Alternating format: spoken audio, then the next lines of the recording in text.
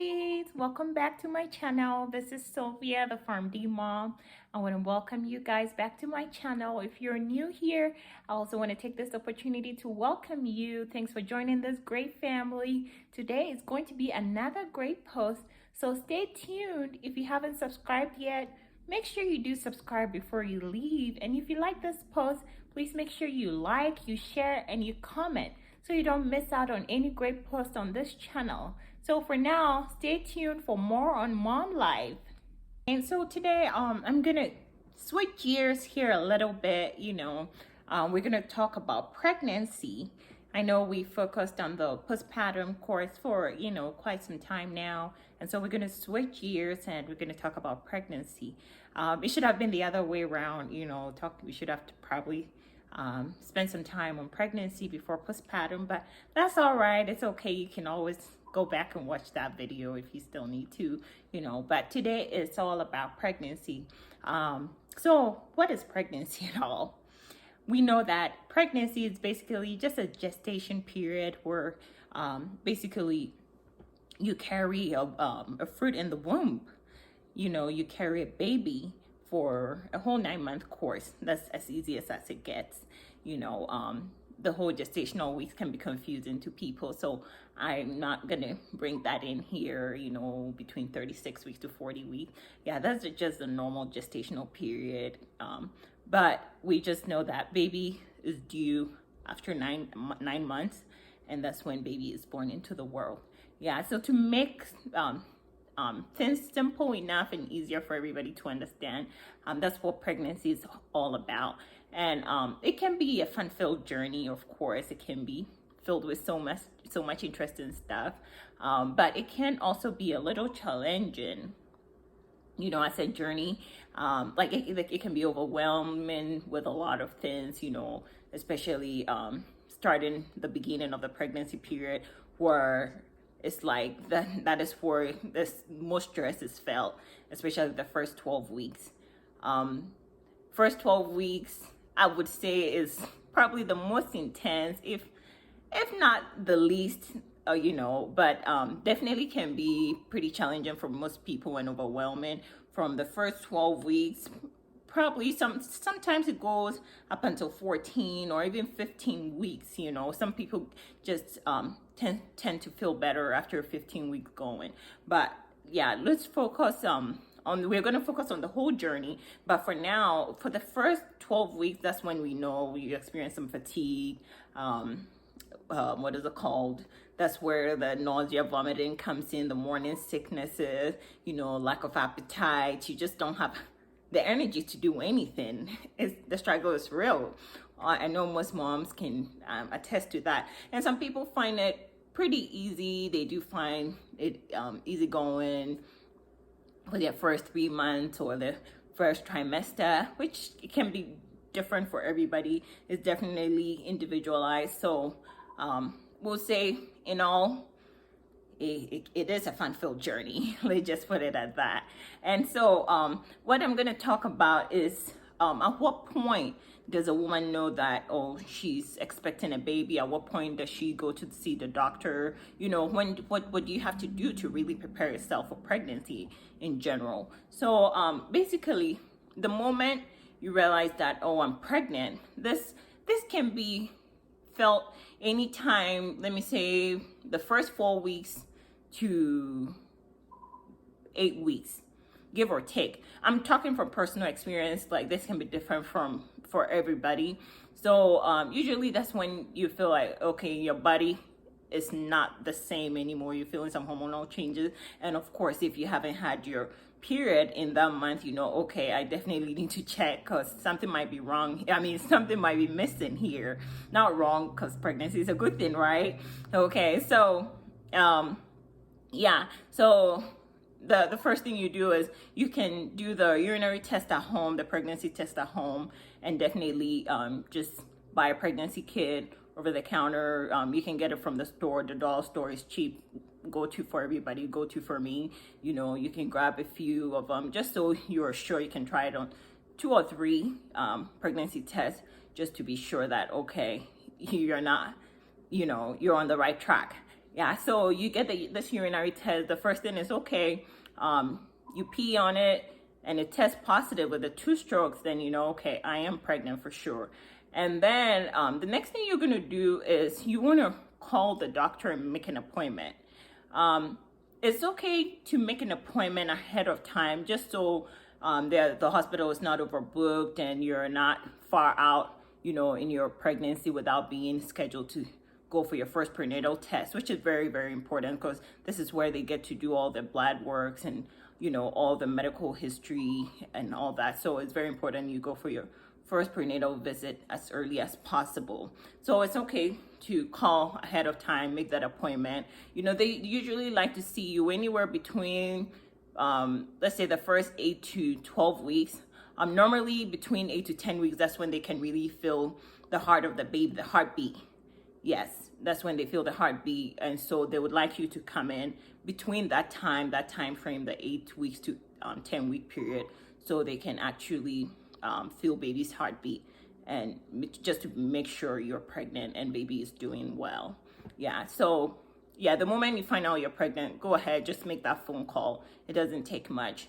Make an appointment with your midwife, with your physician, OB, GYN, whatever just make that appointment and go in and see the doctor. Okay, all right, so let's move on to the next thing. Alrighty, so the next thing we're going to talk about today is how to take care of yourself in general when you're pregnant. Okay, so basically it's like, what do I need to do when I'm pregnant, or the moment you find out you're pregnant, or if you plan on becoming pregnant, what do you need to do?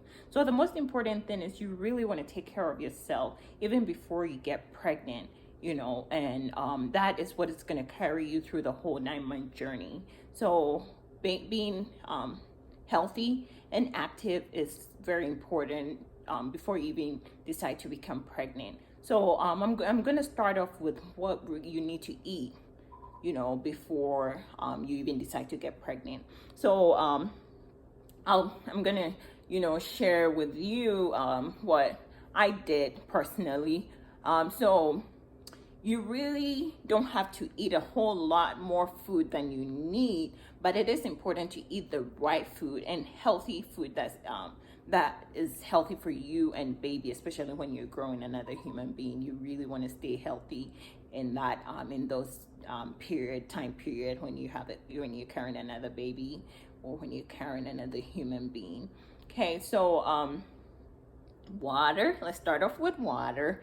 I know we are all, let's say, victims. That's the best word I can find right now. It's like if not, if we all don't, especially me, I know I do. I'm a big victim when it comes to water. It's just tasteless. Yeah, that's the bottom line. Water is tasteless, and so it can be difficult to drink water. But just for the sake of pregnancy, please drink lots and lots of water. I will say between 6 to 8 large glasses of water a day. That's like just a bottle size. I don't have a bottle with me right here, but just a regular water bottle, like just the bottles we get from the vending machine, from the store, just the regular water. You can drink maybe about 6 of those a day. That would be great. This is just on the average. If you can drink more, hey, go for it. Yeah, but water is very important. Somebody's gonna say, is it okay to drink sweetened water, flavored water? It can be okay as far as it doesn't have too much calories. As far as sugar, not empty nutrients, then it's okay to drink that as a substitution, as an alternate. Yeah, but water is very important. You want to keep hydrated at all time, because when you're pregnant, you tend to, sometimes when you're dehydrated, you have this headache, just this bad headache feeling, and it can even make you fatigue, just tired, uselessly tired if you don't drink enough water. So it is important to keep hydrated. And then food wise, like I said, you don't need to eat much more than you need. Usually when you visit the doctor for your prenatal visit, they do check your pre-pregnancy weight, and then of course the determinant use it as a determining factor to tell you how much weight you need to gain. So people that are, let's say, less than the normal weight, they tend to they need more weight gain during their pregnancy period than people that are normal weight, and of course people that are overweight. So they will definitely determine how much weight you need to gain during that pregnancy period. Yeah. And so with that being said, yeah, focusing on the food. So like I said, you can start off with vegetables. You can never go wrong with vegetables and fruits. Yes, and for vegetables and fruit, you can either do raw fruits, raw vegetable, or cooked or steamed, sauteed, however way you want it, stir fried, any way that tastes good or flavorful for you. That's okay.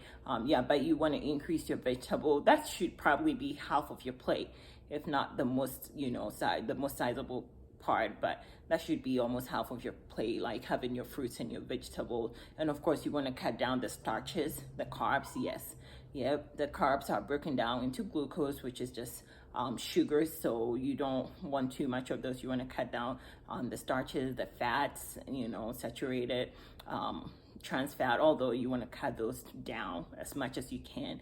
Of course, and I'm going to talk about whole grain. So whole grain is something that you can probably substitute with your starches.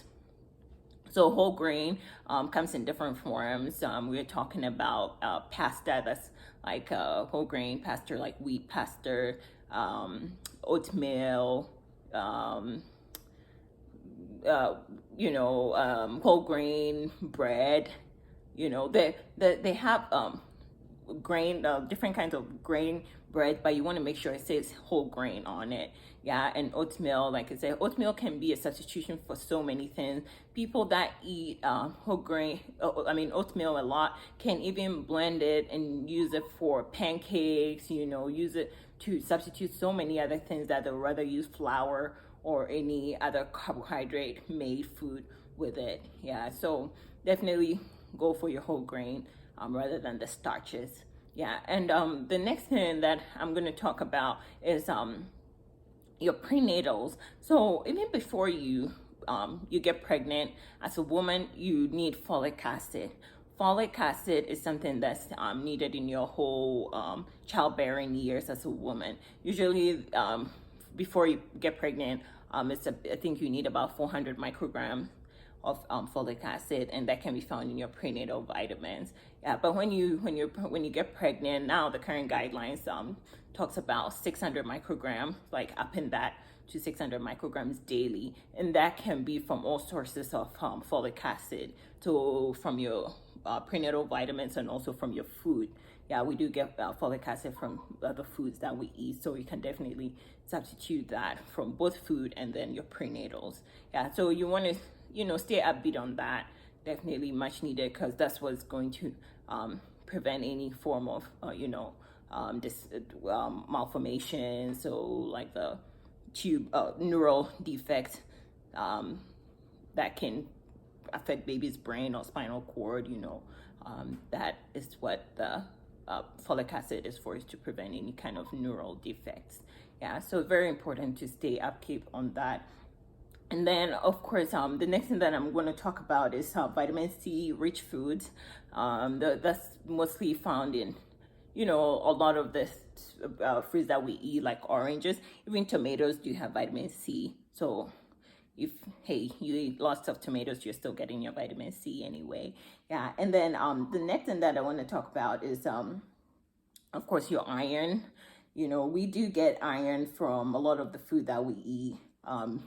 Definitely from the lean meat and eggs and nuts, all those provide some form of iron. So that's where you can also get your iron from, and that's all important in growing baby. Yeah, so for the food part, I think that's just summary: fruits, veggies, Of course, you want to cut down on the sugars. You know, you don't want to grow an oversized baby, and it can even affect your health during that period. You don't want to get gestational diabetes. You know, that can be very scary, and it is a possibility. So mamas, beware that, yeah, you can, if you don't watch what you eat during your pregnancy, you can get gestational diabetes, and that can affect baby.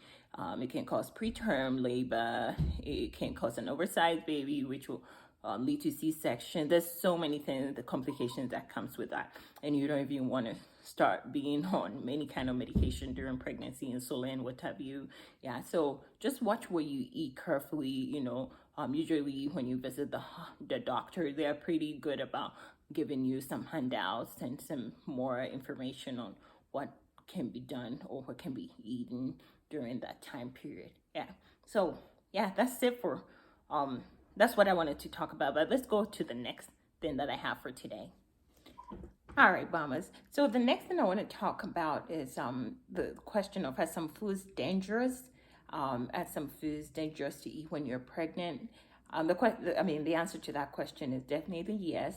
I mean, you can basically eat any kind of food whilst you're pregnant, but there are some foods that can be dangerous to the health of your baby, you know, and so you kind of have to keep an eye on those and kind of eliminate them if possible, or even reduce them. Yeah, so the next thing I'm going to talk about here is fish.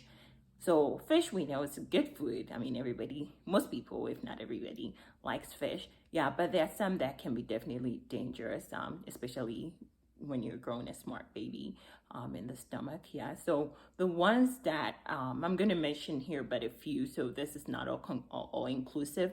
Yeah, so you definitely want to do some research for yourself just to be sure. But here I'm going to include the fishes that, you know, can really affect baby, if not impact baby's health wise. So the ones that I'm going to talk about today is swordfish, shark, king mackerel, or tailed fish. So those are the main key ones you probably should not eat when you're pregnant. Yes. And the next thing is salmon. So for salmon, you can eat that, but you don't want to eat too much of it. So you maybe no more than one time per week. Yes. And tuna. So you can only eat live tuna, not the albacore tuna. No, not albacore tuna. So they have the albacore ones, and then they have the light tuna, especially if you buy the canned ones. Yeah, you can differentiate between the two because they write them on there. So you can eat light tuna, not albacore tuna. Okay, all right, the next thing on my list here is milk and cheese. Yeah, so dairy products we know are a very important source of calcium, and calcium helps build bones and teeth, which is very important. But some dairy products are just dangerous. They just carry dangerous germs. So during that time, you want to, you know, eat those that are only pasteurized. You know, so for your milk, your yogurt, your cheese, you only want to eat the pasteurized ones. So when you're buying them from the grocery store, make sure it says pasteurized. Okay. For prepared foods, any food that is spoiled or not cooked well can make you sick. Yes, food poisoning is real during pregnancy, and I'm gonna share that from experience because I did have food poisoning when I was pregnant, and that was pretty bad because I had to go in and out of the ER about twice or so, and it wasn't a fun experience. So watch what you eat. If it is spoiled, if it is expired, if it's been in the fridge for too long, or if you left it out for too long, hey, throw it away. It's okay. Just throw it away and eat something else. Yes, you don't want to eat something that's not all the way cooked through. So if you're the kind of medium rare kind of person, hey, now you have to eat your well done, your well cooked steak. Yes. So do not eat any food that has not been kept hot or chilled. You know, you want to watch out for your cutting knives, your boards. Wash them before you use them. If you're using them for raw meat, you don't want to just go from raw meat to vegetables or fruits, wash it before you use it for any other thing else. Yeah, wash all your fruits and vegetables very well. You can use vinegar. If you don't have vinegar, just use salt water, clean it very well, and it's good to go. All right, and alcohol. Hey, no alcohol. No, no, no, and no alcohol when you're pregnant. Yeah, some people use alcohol to cook, and they say it evaporates, and that's not sufficient amount in the food after it's cooked, but very debatable. It's all up to you. It's between you deciding for a healthy, good baby. A healthy and a good baby between your own. It's just choices. Yeah, so that I'll leave it to you to decide for yourself. Okay, and then caffeine. Yes, there are some people, they cannot go without their coffee, their soda, the tea. But the question is, how much can you drink? Just cut the consumption as much as you can. Most recent study says 2 cups of caffeinated drinks per day is safe during pregnancy, but just don't go overboard. Moderate. All right. So that is that's what I have for what kinds of food that are dangerous. If you have any questions, or if you want me to go more into it, just definitely put it in the comment, and I'll be more than happy to do some more research and bring you more on that. Okay. Hey lovelies. Yeah, so finally what I'm going to talk about is exercise.